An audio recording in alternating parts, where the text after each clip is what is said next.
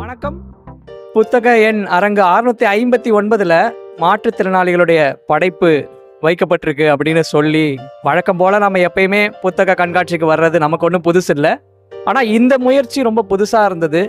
எப்போதுமே மற்றவங்க மாற்றுத்திறனாளிக்காக பேசுகிறது அப்படின்னு ஒன்று இருக்கு இல்லையா? அதை தாண்டி மாற்றுத்திறனாளிகள் தங்களுடைய வார்த்தைகளை, தங்களுடைய எண்ணங்களை சொல்லா எழுத்தா வடிச்சு இருக்கிறது, அதை மற்றவங்க பார்க்குறது அப்படிங்கிறது ரொம்ப ரொம்ப முக்கியமான ஒரு இடத்துல இருக்குது.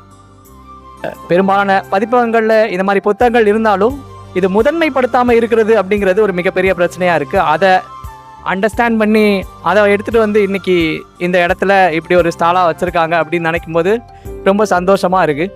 இந்த மாதிரி இடங்களில் வாசிக்கிற மாற்றுத்திறனாளிகளுக்கும் சரி, எழுதுகிற மாற்றுத்திறனாளிகளுக்கும் சரி வாய்ப்பு ரொம்ப ரொம்ப முக்கியமானது. புத்தகங்கள் மின்னூலாக்கப்பட வேண்டும் அப்படிங்கிறதும் ஒரு மிகப்பெரிய கோரிக்கையாக பல ஆண்டுகளாக சொல்கிறோம். ஆனால் மற்ற மொழிகள் நடக்கிற அளவுக்கு அது தமிழ் மொழியில் இன்னும் பெருசாக நடக்கலை. அது நடக்கணும். அது போக இந்த மாதிரியான பார்வையற்ற எழுத்தாளர்களுடைய எழுத்து இன்னும் முதன்மைப்படுத்தப்பட வேண்டும் அப்படிங்கிற கருத்தில் எந்த ஒரு மாற்றமும் இல்லை. அது தொடர்ந்து நடக்கணும் அப்படிங்கிற ஒரு விஷயத்துடைய முதல் படியாக இதை பார்க்குறேன்.